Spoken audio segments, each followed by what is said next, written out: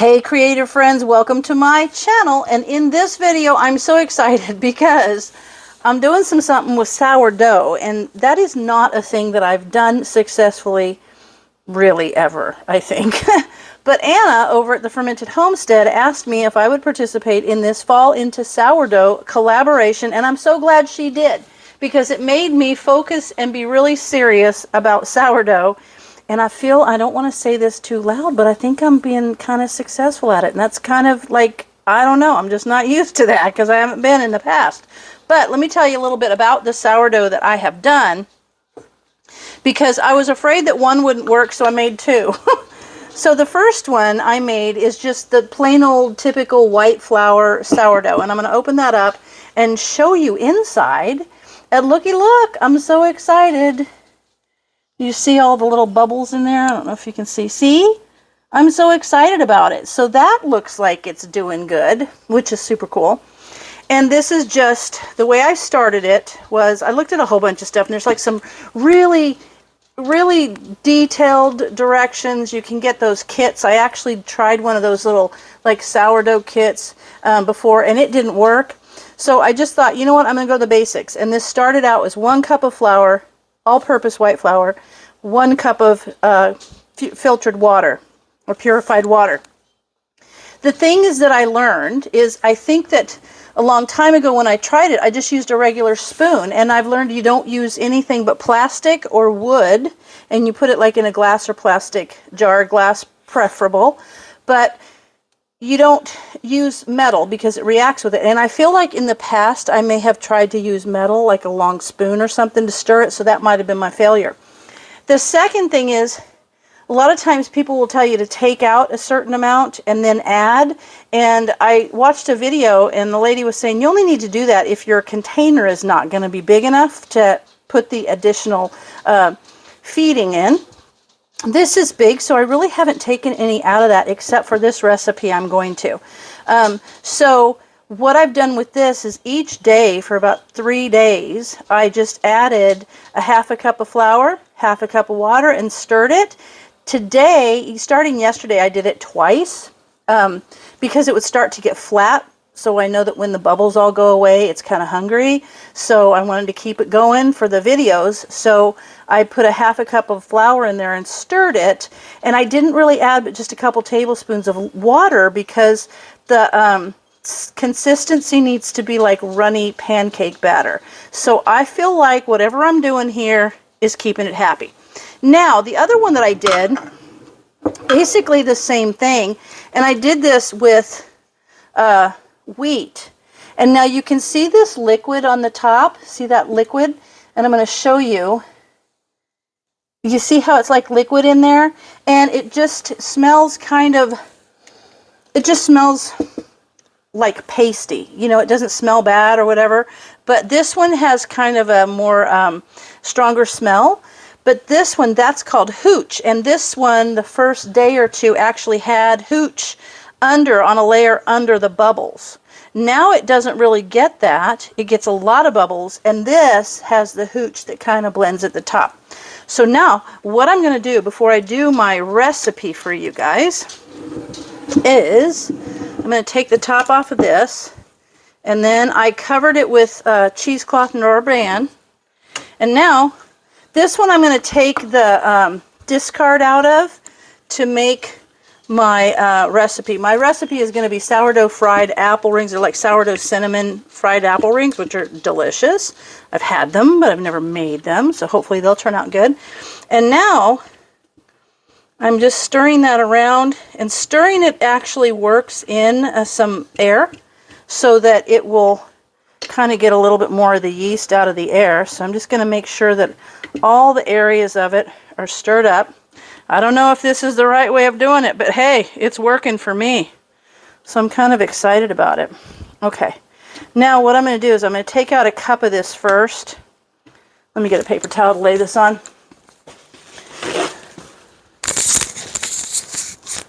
And now, okay, I don't want to make a mess of that. I did a quick video that showed this. It was kind of doing good. Let me get that off the sides. So excited. Okay. Now, that out of there. I'm going to use this little plastic, and I'm going to scoop in there and get like a cup of this discard out of there. It's called discard. I don't actually need to discard anything because my container for this is big enough, according to a video that I saw. I have to watch videos because I've never really been successful at this. But see how bubbly it is? I'm so happy. Okay. I think that'll be enough for the recipe that I'm doing. Okay, perfect. Now, I'm going to now take my flour. I've got a cup of flour right there, just all-purpose flour, and I'm going to add that in.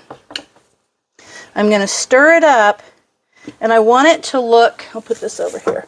I want it to look like thin pancake batter, and I can tell it's going to be a little bit too thick. So let me scrape it all off the sides. And then when I'm done with this, I'll wash these utensils and I'll come back and do the wheat one for you. But I can tell it's a little too thick. It's more wallpaper pasty right now. So I'm going to take a little bit of room temperature filtered water, and I'm going to pour just a little in there. Kind of feeling it. And I don't know, maybe it's working because I'm just not all that wrapped about following directions. I'm just doing it. And it seems to be working. So exciting. Okay, so this is going along. I think it's a little thick, so I'm going to add a little bit more water. Okay, and I'm going to do the same thing with the wheat, but I'll show you how that stirs up in a second. I just want to get this stirred so you can see it. Okay. I'm so glad Anna asked me to do this because I've always wanted to do sourdough, but I did. My daughter, man, she can do a sourdough that she'll have for like a couple years. I don't know. How come? Okay, that looks good. But, and she makes these amazing sourdough loaves of bread. But this is going to be fun. All right, that looks a little bit better. Okay. Now, so what I did, just to recap, I started out with 1 cup of flour, 1 cup of filtered water, you know, bottled water. And then you don't want to use tap water because it has chlorine and fluoride and all that stuff in there. So anyway, so I did 1-to-1 ratio. And then the next day I add a 1/2 cup and a 1/2 cup, and I just stir it. And then if you're in a container that's too small for just to keep adding, you can certainly, you know, take your discard out and then use it for something. All right, so there it is. Okay, so I'm going to show you what it looks like now. Oops. See what it looks like in there? Okay, so that's what it looks like. And now what I'm going to do is set you back up. And now I'm going to go clean off my utensils so that I can do the wheat. And I'll be back to you in just a second. All right, now we're back to work on the wheat sourdough. And I'm going to just stir in all that hooch. And then I'm going to take out about a cup. And then I'm going to add in my cup of, and this is home ground wheat flour. So I'm going to do that. Now I tried one also with rye. And I don't know, but I'll tell you what, these have a smell to them, but that thing was nasty. So I got rid of that. I started with 3, but I feel like I'm doing pretty good having 2. And this, yeah, this just smells really like sour wheat. I mean, it's fine. It's like wheat. It smells a little sour, which is good. So the recipe I'm going to do for this first video, I will be using the all-purpose flour sourdough, and if this lives, I will use this for my second video for this collaboration. Okay, let me get this done. Now I'm going to take, this jar is smaller, so I am going to take about a cup out. I can put this in the fridge. This is good to feed your chickens. They would like it. Okay, that's about a cup. Perfect. Perfect. Okay, now let me set this over here. Okay. Now I'm going to add this wheat flour in there. Okay. And I'm going to stir it up. This is kind of cool. Okay. So that's getting thick. And there's tons of recipes online about how to do this, but I just did both of these exactly the same, where I started with even amounts of flour, even amounts of water. And they turned out okay. I think the thing is just to pay attention. Like when the bubbles go away and it starts to just look flat, then you need to feed it a little bit.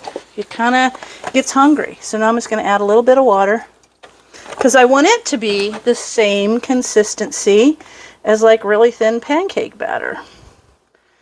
And I want to make sure that I work it really well to give it an opportunity for air to get worked down in it, for the yeast and stuff that's in the air to get in there. All right, a little bit thicker than I want. So I'm going to add a little more water. And I didn't do it based on measurements as far as, you know, a half a cup and a half. Well, when I first did it, the first couple days. But then after that, I just started kind of adding the flour and then adding water to create the consistency of like that. Kind of like runny pancake batter. And I did that with both of them. Let me go around the sides here. There we go. And I know there's, it's fermenting in there, because when I stir it, bubbles come up. And they're not bubbles that have been stirred in. They're like being worked up. So, I guess that makes sense. I don't know. All right. All right, that looks good. Okay, perfect. Let me get this off here. All right. Okay, there we have it. Now, I'm going to show you my little, clean up my mess. There is my wheat sourdough. Okay, I'm going to put the cheesecloth on top. I'm going to set this back. I've got it in a corner, kind of it's kind of a warm corner back in the corner where I do my fermenting. So I've got it's kind of a little dark corner. It's not covered, but it's out of like the window or the direct light.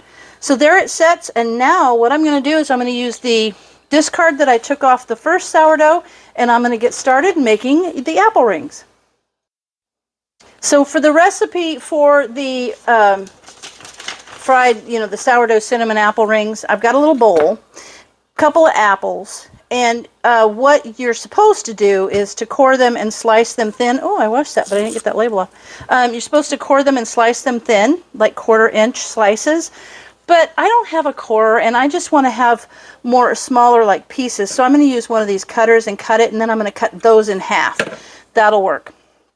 I've got a cup of the sourdough discard. I've got a half a cup of sugar and a couple of apples. And then I've got 1/8 of a teaspoon of salt right here and a half a teaspoon of cinnamon. What's going to happen, all of these are going to get mixed in this little bowl. These are going to get sliced. Going to dip the apples into this mixture and let them drip off.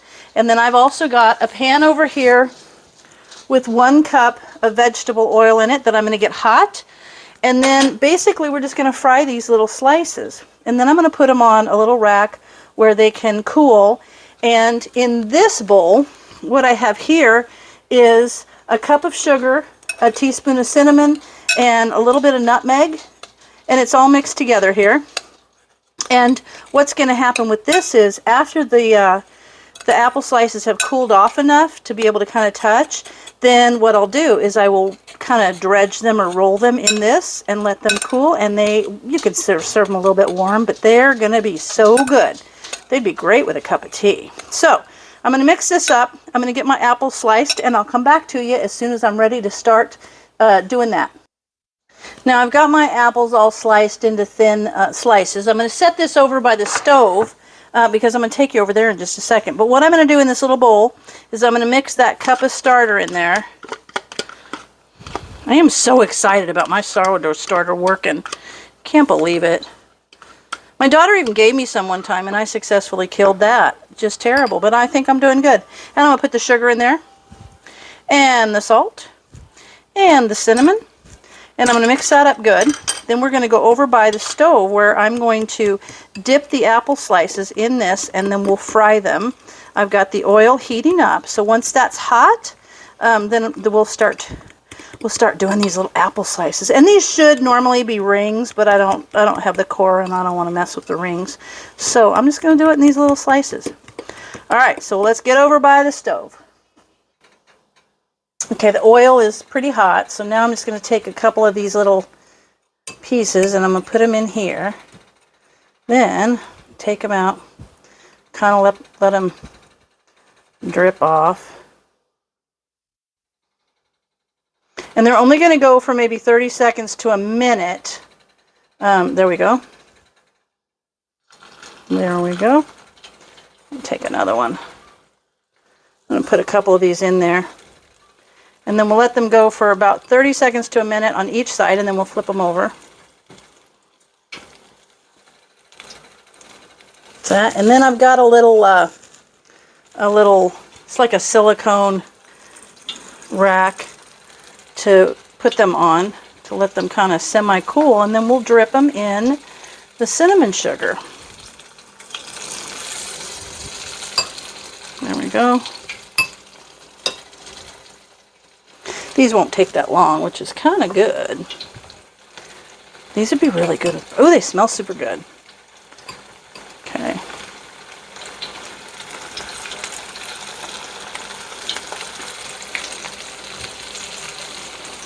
Okay. I just want to get one out and then I'll finish them all up and we'll come back when they're done, because you guys don't need to sit here and watch me fry a whole bunch of these guys. Okay. Let me get these last two in, and then that first one should be ready to pull out of there.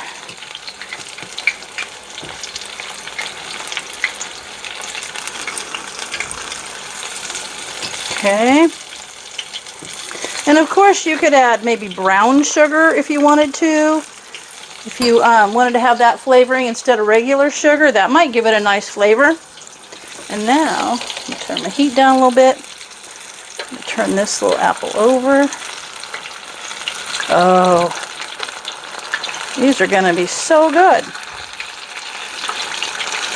Okay. Turn them down so they don't get too hot. And then, okay friends, so I had a little technical difficulties when you saw me fry them, and then what I did was I put them out so that they could drain, and then I brought them over and put them in the sugar coating and laid them on the towels, the paper towels. The problem was you didn't get to see me do the sugar coating, because even though when I did my video, for some reason the replay, it just went black from that point on. So I'm showing you the finished item and just telling you what we did. So we just took these, and when they were cool enough, coated them in the sugar coating, and then put them on the towels to drain. Now I'm going to call Brian so that he can do a taste test. Hey Brian! He's on the phone with his sister. She lives all the way on this other side of the country, and they're chatting. But I want him to taste these for you. So let's see. Let's see how this works. I've got kind of a makeshift microphone situation so that I can make sure this happens. Give that one a try. Okay. We're going to get it this time? We're going to get it this time. Okay. This is not... They're good, though, right? No, they're still terrible. He already did one taste test. They're really good. They're okay. really good. Perfect. All right, so that's it. So these turn out really good. I think you could like put them in oatmeal, like cut them up in smaller pieces and put them in oatmeal. And yes, they'd be prettier if they were the round rings, but I just wanted to do the slices. And I wanted to say thank you, Anna, for asking me to do the sourdough collaboration, because it made me do sourdough, which I always thought I was not good at. And evidently, fingers crossed, it's working. And I'm excited about it. So, remember, there's a printed recipe for you, so after you fry them, just dredge them in the sugar and then let them drain, and they will be awesome. So, as always, thanks for watching, and I'll see you in my next video.